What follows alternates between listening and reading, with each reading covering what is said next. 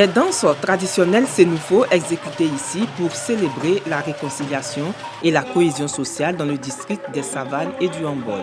Les peuples du Tchologo, du Poro et de la Bagoué, réputés pour ses rites et ses danses, se sont fait remarquer dans cette pratique culturelle afin de transmettre un message, celui de la joie et de la paix.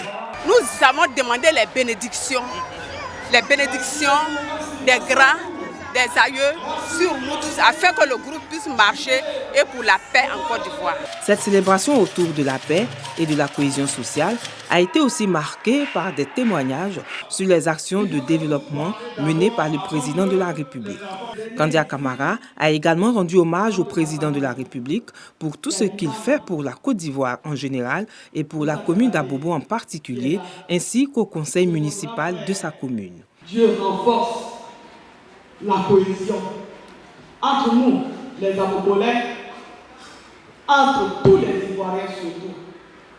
Que Dieu fasse en sorte que la paix continue de régner dans notre beau pays.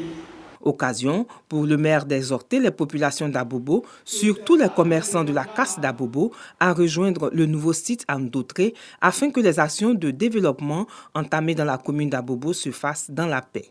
Vous voyez, là-bas, c'est l'entrée d'Abobo. Et dans cette partie-là d'Abobo, il est prévu la construction du plus grand CHU le plus moderne de Côte d'Ivoire. Il est prévu la construction d'un lycée d'excellence, de la 6e à la terminale. Est-ce qu'on peut construire tout ça là-bas et puis maintenir la casse? C'est sur les rites et les sonorités sénoufo que la cérémonie de célébration de la paix et de la cohésion sociale a pris fin.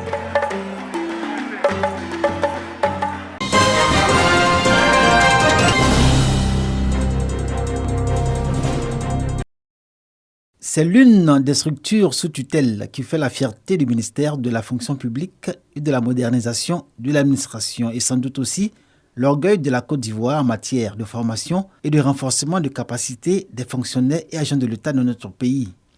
Anne Ouloto, premier responsable de ce département ministériel, découvre pour la première fois au quartier Abata dans la commune de Cocody les futurs locaux du Centre d'enseignement à distance de Côte d'Ivoire, CED. La structure poursuit ses activités en cohérence avec sa mission et ses objectifs. Outre le secteur public, le privé et la société civile peuvent également bénéficier de l'offre éducative du CED Côte d'Ivoire. Chaque année, nous formons autour de 200 à 250 personnes. Nous avons 4 grandes salles, 2 salles de visioconférence et une salle multimédia. Et les formations sont des formations de pointe. Ça varie dans plusieurs domaines, aussi bien au niveau des ponts et chaussées, au niveau du leadership, au niveau du renforcement de capacité de l'autonomisation des femmes. C'est en mars 2000 que l'État de Côte d'Ivoire met en place le Centre d'éducation à distance, avec l'appui financier et pédagogique de la Banque mondiale.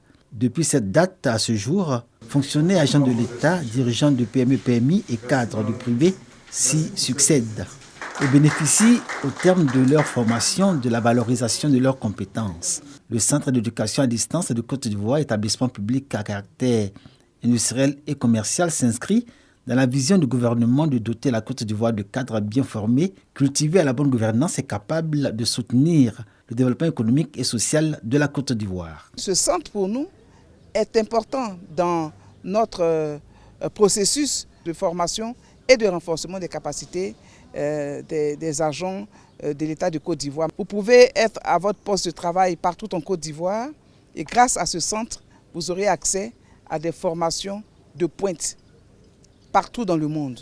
Le défi que doit relever le CED, comme l'a rappelé la ministre de tutelle, reste à délocaliser ses services sur son nouveau site. Pour l'heure, la structure bénéficie d'un local au sein de l'ENA, École nationale d'administration.